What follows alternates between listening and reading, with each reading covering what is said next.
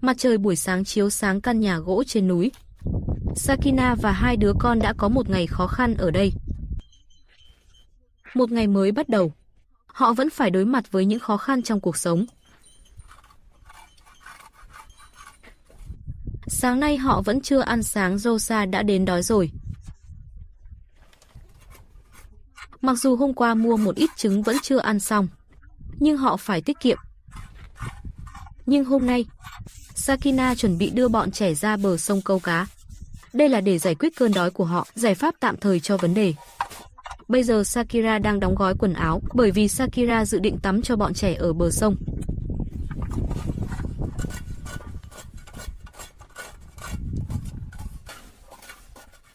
Sakira bỏ đồ vệ sinh cá nhân vào trong túi chuẩn bị đầy đủ.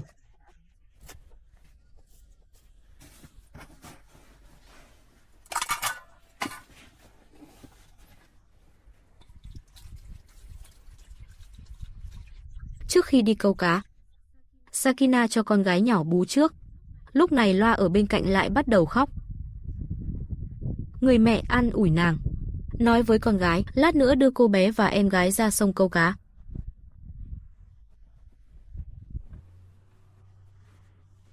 Nhưng Rosa lại nói với mẹ muốn ăn phô mai.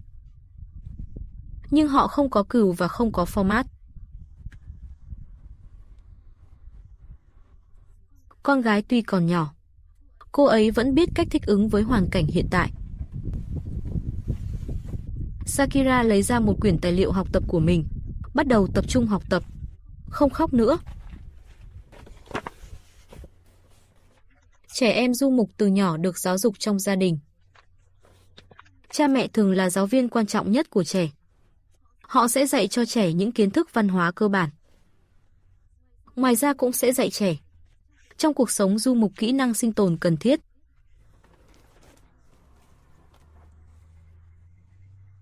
Rosa hiện vẫn đang trong giai đoạn giáo dục mầm non, học hỏi và phát triển cùng cha mẹ trong môi trường tự nhiên.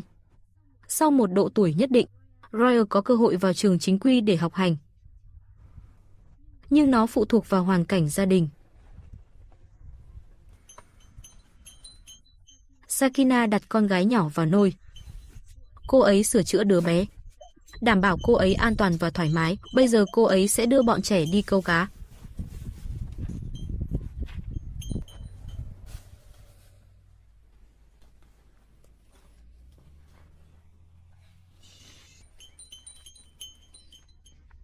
Có lẽ có thể.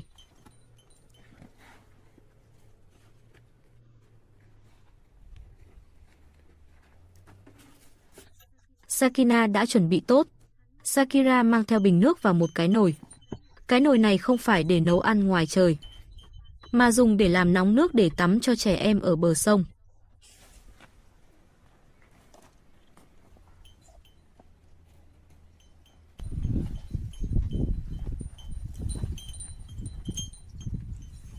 Đi học, đi học.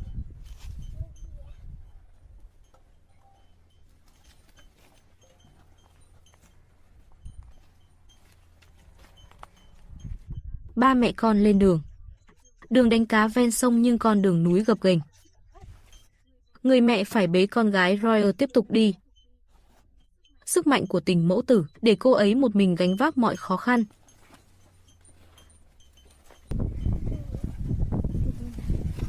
Nơi họ sống cách bờ sông khá xa. Phải đi qua hàng km đường núi hiểm trở đến bờ sông. Môi trường tự nhiên ở vùng núi Iran tương đối khắc nghiệt, bởi người chăn gia súc sống trong những môi trường tương đối khô cằn này. Nguồn nước có hạn, lấy nước phải đi bộ rất xa.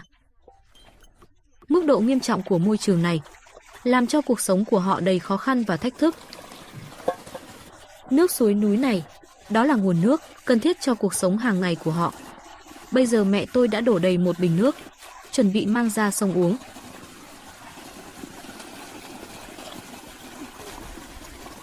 Trong môi trường núi non khó khăn này, mẹ và con phải cùng nhau đối mặt những khó khăn. Điều này không chỉ thử thách sự bền bỉ của người mẹ, nó cũng giúp trẻ phát triển khả năng thích nghi.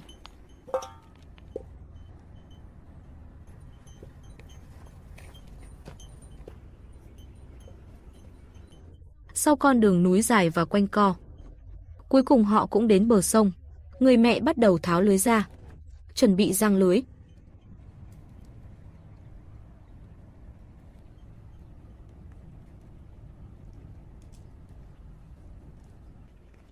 Sau khi sẵn sàng, Sakira giăng lưới đầu tiên. Trong môi trường tự nhiên khắc nghiệt này, người du mục ngoài việc sống bằng gia súc, câu cá cũng là một trong những nguồn thức ăn của họ. Họ sống ở vùng núi, thông thường sẽ có suối nhỏ, sông núi, suối. Những nơi này là nơi tốt nhất để câu cá. Lần thử đầu tiên không có kết quả, Sakira tiếp tục ném lưới thứ hai.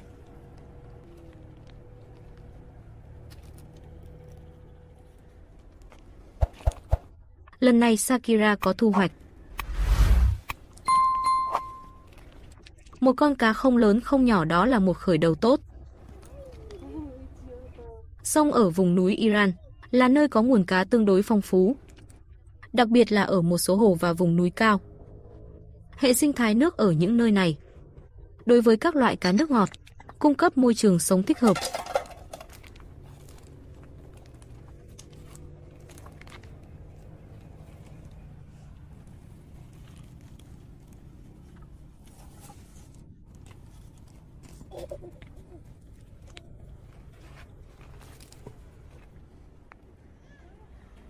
Lần này Sakina bắt thêm 2 con cá nữa. Bây giờ Sakina đã thu hoạch được tổng cộng 3 con cá.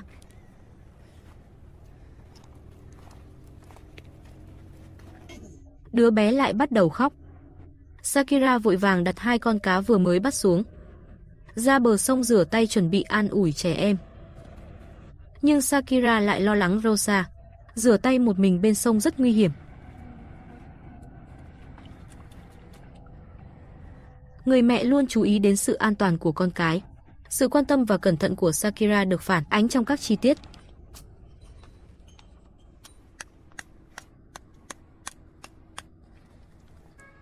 Sakira ném lưới đánh cá ra và cố định nó ở một chỗ. Lát nữa Sakira lại đến kiểm tra lưới đánh cá.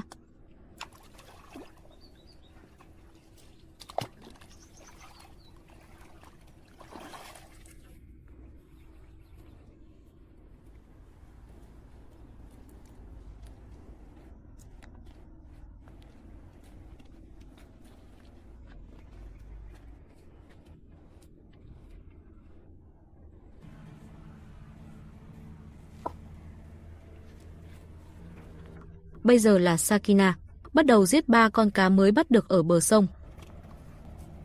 Những con cá này sẽ là bữa tối của họ hôm nay. Nếu còn có thể bắt được cá nữa thì tốt hơn. Nhưng đối với Sakira, lại phải chăm sóc con cái, lại phải bắt cá cũng không dễ.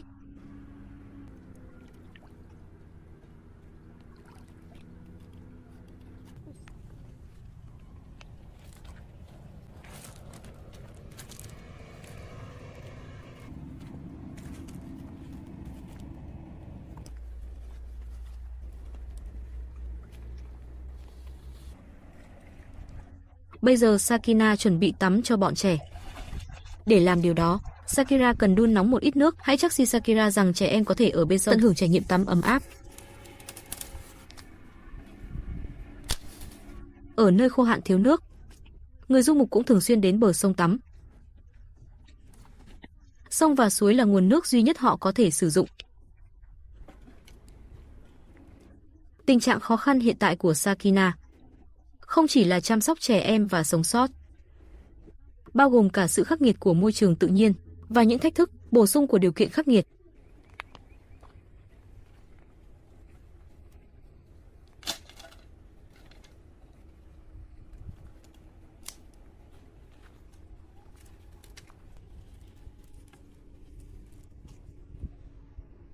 Nước đã nóng rồi. Bây giờ Sakira đã sẵn sàng để tắm cho đứa bé. Con gái nhỏ mới 3 tháng tuổi đối với Sakina. Điều này làm tăng độ khó của việc tắm.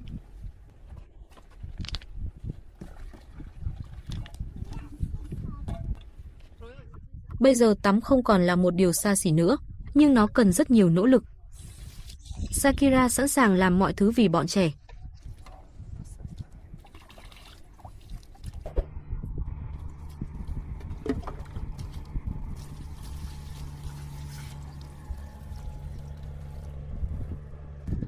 Sau công việc dọn dẹp đơn giản, Sakira gói gọn con gái nhỏ, đảm bảo Sakira ấm áp và thoải mái núi thường già hơn.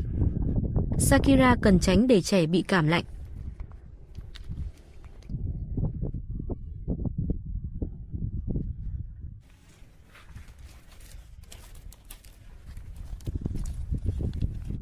Sakina tiếp tục chuẩn bị tắm cho Rhea. Rosa là một đứa trẻ thông minh, đã có khả năng tự chăm sóc nhất định.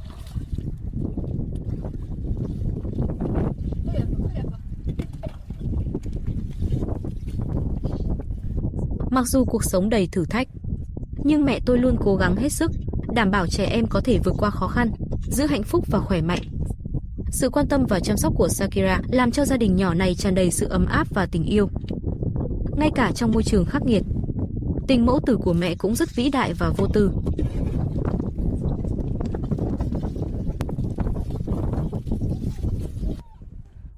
Sakina ôm Loia, người đã tắm xong vào lòng giống như ôm một em bé. Hai đứa trẻ này là vô giá đối với Sakira. Bất kể kích thước của chúng, mẹ tôi luôn xem họ là sự tồn tại quan trọng nhất trong cuộc sống. Trong văn hóa du mục, người mẹ được coi là linh hồn của gia đình. Họ chăm sóc việc nhà và con cái, đổ rất nhiều tình yêu và sự quan tâm cho trẻ em. Đó là lý do Sakira chuyển ra ngoài với lũ trẻ. Lưới rắc trước đó không có thu hoạch, Sakira lại một lần nữa ném lưới đánh cá xuống sông.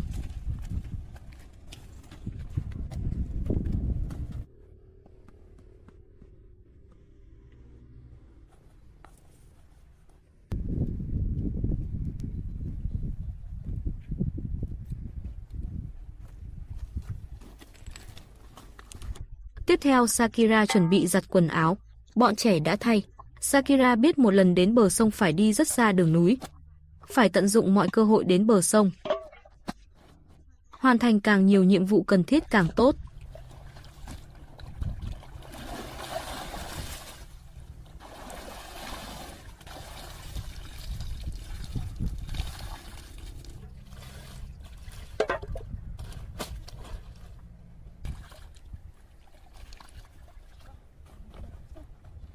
Giặt quần áo sạch sẽ để phơi ở bờ sông, để ánh nắng ấm áp dần dần khô đi. Sau một thời gian, Sakira thu dọn quần áo và chuẩn bị trở về cabin.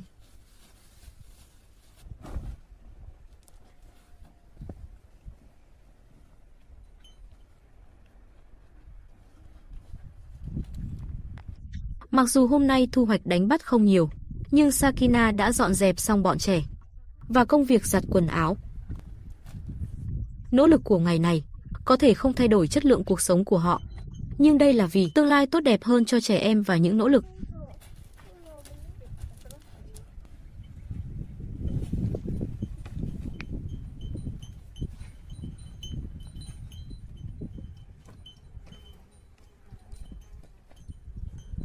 Đường về nhà khó khăn hơn. Mẹ và con cần phải đi đến độ cao lớn, qua con đường núi hiểm trở để đến cabin. Cho con gái làm mẹ là một thách thức lớn.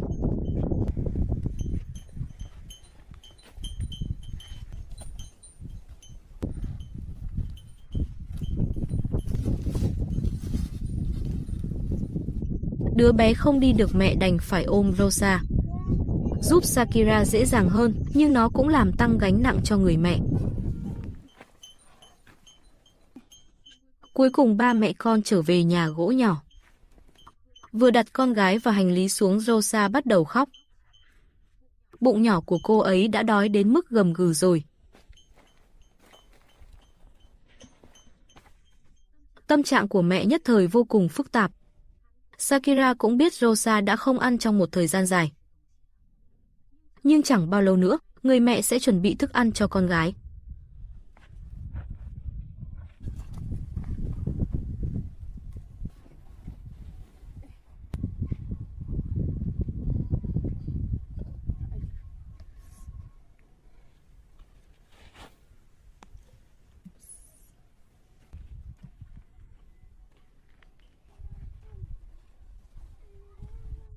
Sakina không thể quan tâm đến sự mệt mỏi. Sakira lấy ra quần áo đã giặt ở bờ sông, phơi trên cành cây.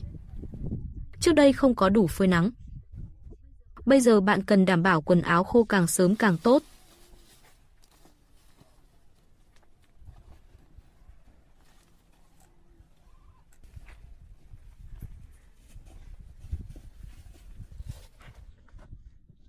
Sakira bắt đầu chuẩn bị thức ăn cho trẻ, bắt cá cho bữa tối hôm nay. Nhưng họ chỉ có thể ăn một cái, 2 con cá còn lại cần được bảo quản, chuẩn bị cho những ngày tới. Trong môi trường khắc nghiệt này, mỗi món ăn đều quý giá. Và sự vất vả của việc đánh bắt cá ven sông cũng không thể bỏ qua.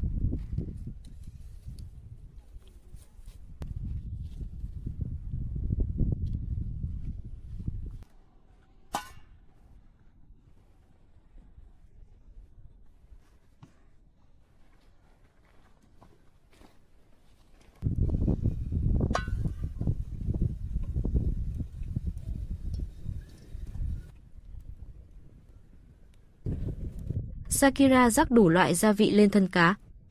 Mặc dù họ đã không ăn trong một thời gian dài, nhưng Sakira vẫn chú ý đến hương vị và hương vị của thức ăn.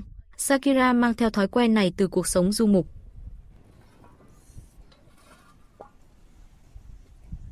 Cuộc sống du mục lâu dài cũng định hình Sakina. Tinh thần kiên cường và chịu đựng khó khăn cho phép Sakira trong tình trạng khó khăn hiện tại một mình đối mặt với thử thách sinh tồn. Phụ nữ du mục sống ở Iran trong môi trường khắc nghiệt. Kinh nghiệm này cho họ một cái nhìn đặc biệt về sự sống còn và khả năng thích ứng. Rosa cũng ở trong hoàn cảnh khó khăn như vậy, thích ứng liên tục. Điều này được quyết định bởi lối sống của họ.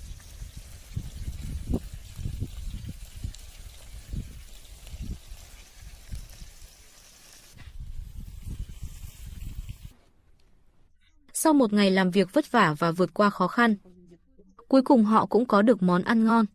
Mặc dù không nhiều nhưng cũng đủ để duy trì tác động.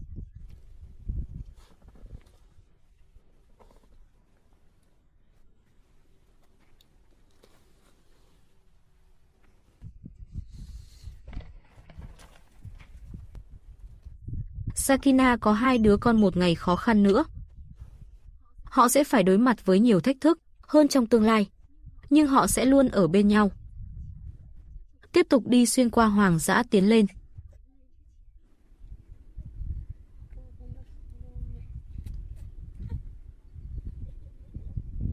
Cảm ơn các bạn đã xem hết video. Nếu thấy hay hãy like, subscribe kênh để mình có động lực ra thêm nhiều video hơn nữa nhé.